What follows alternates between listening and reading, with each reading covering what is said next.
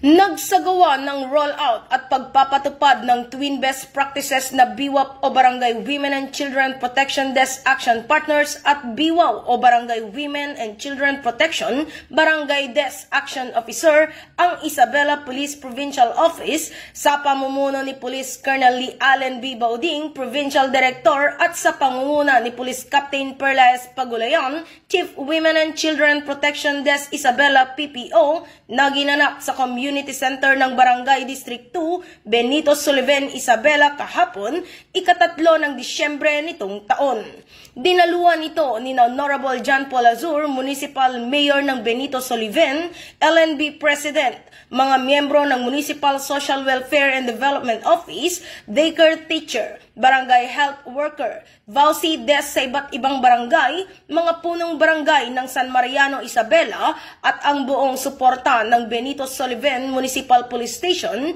sa pamumuno ni Police Captain Ronnie Heranya.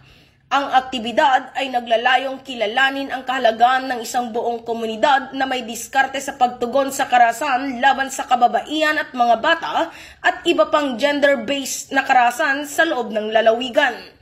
Ang pagkakaisa na ito ng Local Government Unit, Philippine National Police, Municipal Social Welfare and Development at iba pang stakeholder ay para palakasin ang pagtutulungan para wakasan ang karahasan, maproteksyonan ang mga kababaihan at ang mga bata. Mula dito sa Lambak ng Cagayan, ako ang inyong Police News Network Correspondent, Patrolwoman Jerilyn Colico, alagad ng batas, tagataguyod ng balitang pulis.